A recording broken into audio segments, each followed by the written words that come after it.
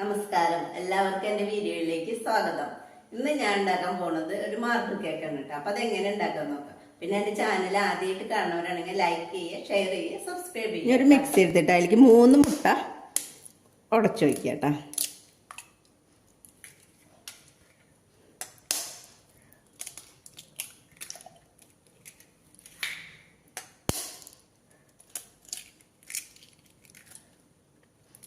ഇതിലേക്ക് 1/4 കപ്പ് പഞ്ചസാര പൊടിച്ചതാണ് കേട്ടോ. ഇതും കൂടി എടുത്തിട്ടൊന്ന് അടിച്ചെടുക്കാം കേട്ടോ.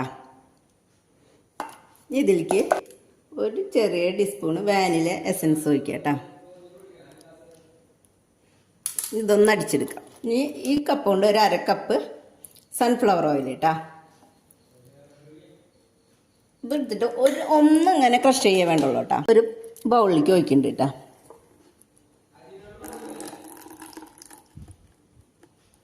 ഇളം ചൂടുള്ള പാല് ഒരു 1/2 കപ്പ് ഇട്ടാ. അത് നമുക്ക് ഇതിലേക്ക് ഒഴിക്കാം കേട്ടോ. ഇത് വിസ്ക് വെച്ചിട്ടൊന്ന് എല്ലാം ഇളക്കി കൊടുക്കാം. നമുക്ക് ഈ കപ്പ് കൊണ്ട് 1 കപ്പ് മൈദയാണ് ഞാൻ എടുക്കുന്നത് കേട്ടോ. ഇതൊന്ന് അരിപ്പ വെച്ച് നമുക്കൊന്ന് അങ്ങനെ അരിച്ചെടുക്കാം കേട്ടോ.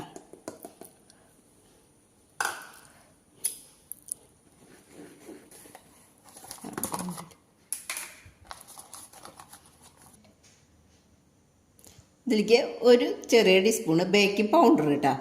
അതിൻ്റെ ഒരു നുള്ള് ബേക്കിംഗ് സോഡ ഇടുക കേട്ടോ. ഒരു നുള്ള് മതി കേട്ടോ. ഇത് നമുക്കിങ്ങനെ അരിച്ചെടുക്കാം. ഇതിലേക്ക് ഒരു നുള്ള് ഉപ്പ് കേട്ടോ. ഇതൊന്നും കൂടി നമുക്ക് അരിച്ചെടുക്കാം. അപ്പോൾ പൊടികൾ എല്ലാവർക്കും ഒന്ന് ആവാൻ വേണ്ടിയിട്ടാട്ടോ.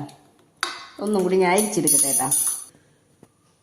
ഇനി കുറേശ്ശെ പൊടികൾ ഇട്ടിട്ട് നമുക്കിതിങ്ങനെ പതുക്കെ ഇങ്ങനെ ഇളക്കിയെടുക്കാം കേട്ടോ. ഇതെല്ലാം അതിങ്ങനെ മിക്സാക്കാം. ഞാൻ മിക്സാക്കിയിട്ട് കേട്ടോ. ഇതാണ് ഇതിൻ്റെ പാകം കേട്ടോ.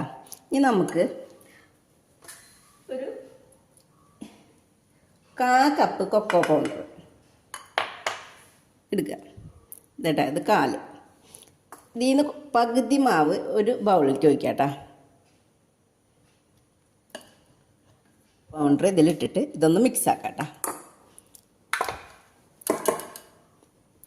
അപ്പം ഇതിൽ വെള്ളത്തിൻ്റെ ഇത് വെള്ളം കുറവാണെന്ന് തോന്നുകയാണെങ്കിൽ കുറച്ച് പാൽ ഒഴിച്ചാൽ മതി കേട്ടോ. ഇതിൽ വെള്ളത്തിൻ്റെ അളവ് കുറവാണ്. അപ്പോൾ നമുക്ക് കുറച്ച് ഒരു 2 ടീസ്പൂണ് പാൽ ഒഴിച്ച് കൊടുക്കാം. ഒന്ന് മിക്സാണ്. ഇതുമായിട്ടൊരു ചെമ്പ് ഗ്യാസ് അടുപ്പം വെച്ചിട്ട് എന്നിട്ട് ഇതൊരു മീഡിയം ഇതിലിട്ടിട്ട് ആദ്യം വെക്കുക.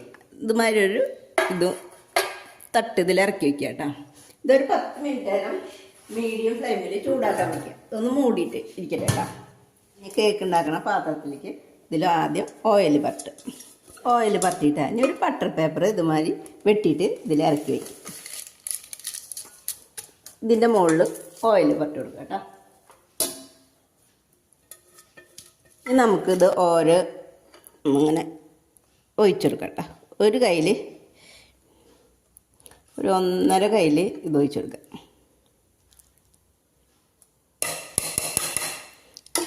ഇനി അത് കഴിഞ്ഞ് നമ്മൾ കൊക്കോ പൗഡർ മിക്സാക്കിയത് ഇതിലിങ്ങനെ ഒഴിച്ചെടുക്കാം.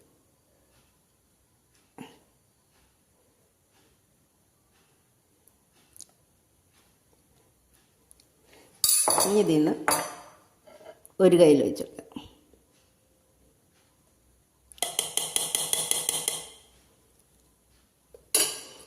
അതുമാതിരി തന്നെ ഇത് ഒരു കയ്യിൽ ഇങ്ങനെ ഇത് കഴിയണ വരെ നമുക്കിങ്ങനെ ഒഴിച്ചെടുക്കാം കേട്ടോ. ടൂത്ത് പിക്ക് എടുത്തിട്ട് നമുക്കിങ്ങനെ വരച്ചെടുക്കാം.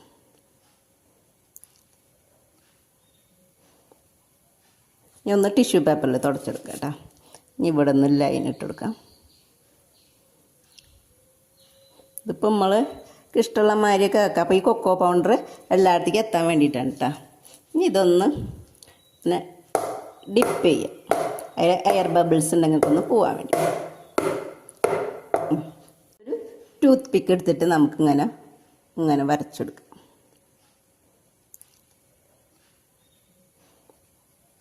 ഇനി ഒന്ന് ടിഷ്യൂ പേപ്പറിൽ തുടച്ചെടുക്കാം കേട്ടോ. ഇനി ഇവിടെ ഒന്ന് ലൈൻ ഇട്ട് കൊടുക്കാം. ഇതിപ്പോൾ നമ്മൾ ഇഷ്ടമുള്ള മാതിരിയൊക്കെ ആക്കാം. അപ്പോൾ ഈ കൊക്കോ പൗഡർ എല്ലായിടത്തേക്കും എത്താൻ വേണ്ടിയിട്ടാണ് കേട്ടോ. ഇനി ഇതൊന്ന് പിന്നെ ഡിപ്പ് ചെയ്യാം. അതിൽ എയർ ബബിൾസ് ഉണ്ടെങ്കിൽ ഒന്ന് പോവാൻ വേണ്ടി. ഇനി നമുക്കിത് അടുപ്പത്തേക്ക് വയ്ക്കാം. ഇത് തുറന്നിട്ട് ഇനി സിമ്മിൽ വെച്ചോളൂ കേട്ടോ. ഇത് ഇതിലേക്ക് ഇറക്കി വെച്ചോ.